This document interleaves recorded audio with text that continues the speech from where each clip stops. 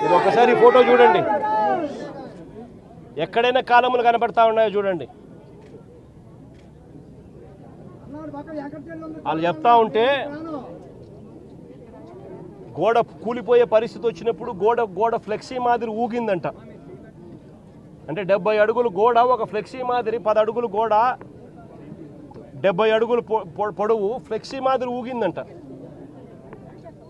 అంటే ఏమి కన్స్ట్రక్షన్స్, ఏ రకంగా పని చేయిస్తూ ఉన్నారు, ఏ రకంగా బుర్ర లేకుండా పనులకు పూనుకుంటున్నారు. ఆలోచన చేయమని చెప్పి అందరినీ కూడా కోరుతా ఉన్నా. చంద్రబాబు నాయుడు గారిని కూడా మానవతా దృక్పథంతో ఆలోచన చేసి జగన్ ఇచ్చే లోపలనే ₹1 కోటి ఇచ్చి ఆ కుటుంబాలను ఆదుకోమని చెప్తా ఉన్నా.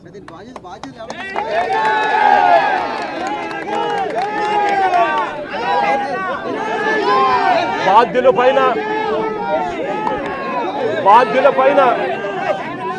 ఈ మంత్రుల పైన, బాధ్యత తీసుకున్న ఈ మంత్రుల పైన,